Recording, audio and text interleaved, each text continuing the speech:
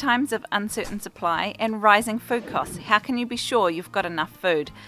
Today I'm going to be talking about planning your vegetable garden to feed your family. If this is your first time growing a vegetable garden, or maybe in 2022 you've decided it's time to really ramp it up and give it a really good go. The perfect time to have started growing your own vegetable garden would have been years ago, but this isn't a bad time to get started either.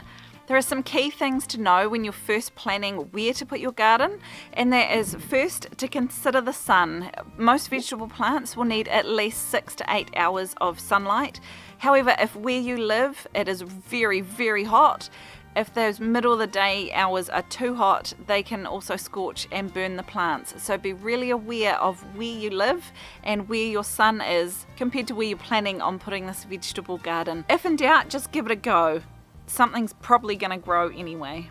Another thing to be aware of is where water is on your property and how it behaves when it arrives on your property. You wouldn't be the first one to lose an entire crop of garden to a massive downpour and some flooding. If you have a spot in your backyard that you know floods, probably avoid putting your vegetable garden there. The other thing to be aware of is exposure. If you get howling great winds where you live, wind will usually stunt the growth of some plants. So try and pick somewhere that's a little more sheltered. The big thing to keep an eye out for is soil fertility. Now, you may not have enough time to go and get proper soil tests done. You can buy little kits that you can do from home. Otherwise, a good rule of thumb is if you clump it together and it stays stuck together in a big claggy ball, chances are you have clay soil and you need to add some organic matter. If when you pour water into it, it disappears really quickly, you probably have some sandy soil, in which case some organic matter will help it hold the moisture in and help hold on to those nutrients you need.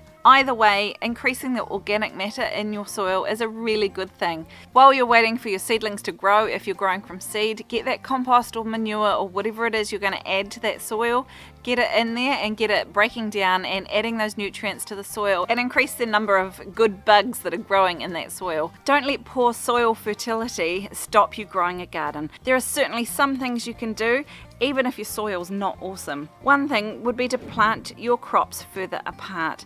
Often on the packet it will tell you a spacing. High intensity gardeners will tell you can plant them much closer together, and that is true if you've got the water available and the nutrition available for the plants. They can grow much more intensively than what it says on the packet. But the packet instructions are designed for just bog standard soil. So if you plant your plants further apart, they can grow just as well, and it gives them more space to reach their roots out and get the water and the nutrition that they need without out-competing each other and struggling. Of course, other things you can do is to improve that soil as you go, adding some compost or some well-rotted manure. Avoid adding fresh manure to the soil unless it's something nice and cool like a rabbit manure. Most manures are too hot, they're too high in nitrogen to add straight to the soil.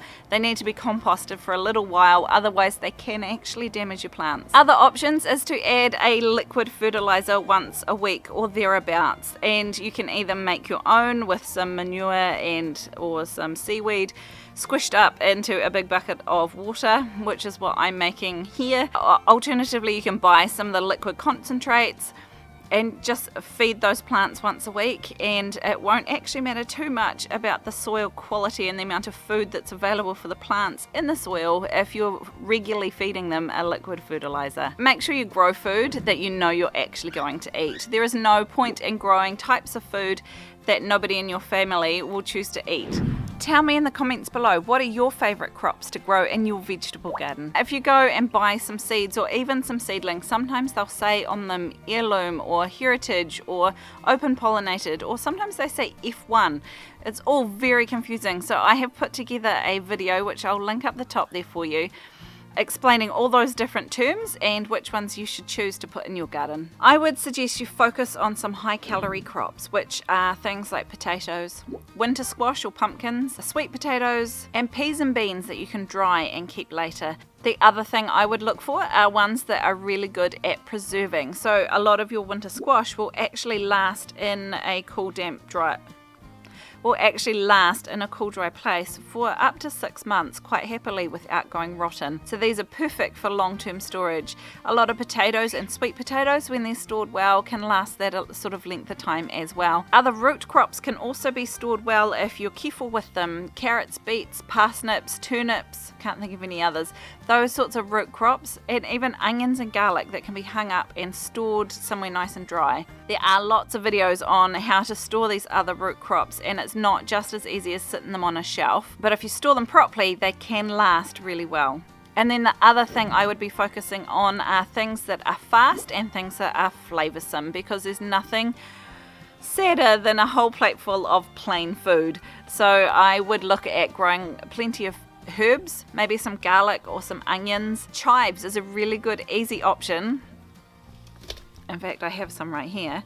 Chives is a really good easy option for growing that oniony flavour, but they grow really quickly, and you can grow them in a pot on a windowsill or just out in the edge of your flower garden. Other flavours include maybe some mint or some sage or thyme or rosemary. Some of those flavours that can add some real kick to some of your dishes to make it more interesting and more palatable. Fast plants include lettuce, leafy greens, and some baby root vegetables as well. These will start giving you a harvest really nice and quickly just after they start sprouting. Now, is the thought of starting your own garden from scratch and planning to feed your whole family overwhelming you?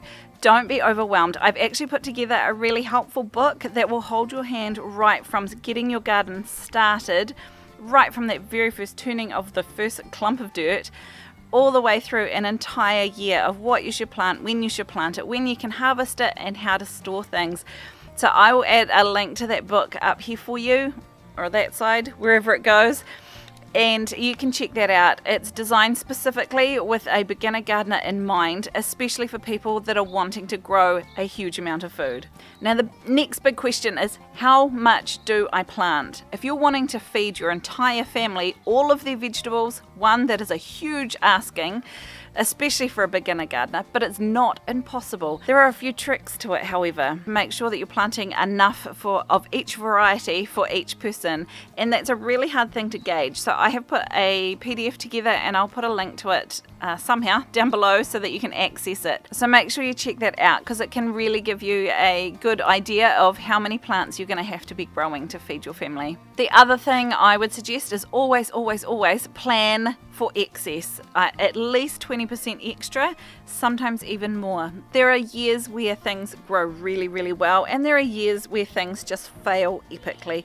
Last year, I grew 200 kilos of pumpkins, which is about 440 pounds of pumpkins. This year, none of my squash have survived. They've been eaten, they died. In fact, I have got one plant, and it's self-sown out by the chicken house. But none of my other squash, zucchini, pumpkins, none of those have survived. Last year, I kept so many beans in the freezer that we're still eating them. This year, my first and second planting of beans got eaten by something, and they haven't come through. Thankfully, my third lot have come through, and I'm really hoping I'll get a harvest off of them. But on the upside, I planted so many carrots that I'm going to have lots of those. And at the moment, we're eating lots of the other things that have done well in the garden. Nature is really generous, but sometimes things go wrong. So always try and plan so that you've got extra and other options, and be flexible with what you're cooking for dinner. My sweet potatoes never ended up getting in the ground. Life got too busy. They just never happened. But my normal potatoes have done really well, and we've harvested a huge amount from them. Be sure to focus on foods that you can create meals around. There's no point in growing a phenomenal amount of lettuce unless you eat a lot of salad. Things that are a bit more hearty, like a potato or a pumpkin, that you can create an entire dish just out of those things, is a really good place to start. Now also might be the time that you consider adding some animals to your property. Maybe you might get a few chickens for some eggs, or maybe some quail if chickens are too big or not allowed where you are. You can even grow quail inside, and there are certain ones that are good for eggs and meat.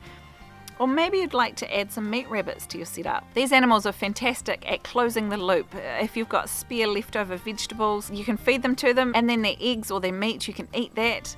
And then also, their manure is fantastic in the garden. Now, I know this whole thing can be quite overwhelming, and now is not the time to say, I can't do this. Now is a perfect time to say, how can I make this work? You might have a massive lawn that you could dig up.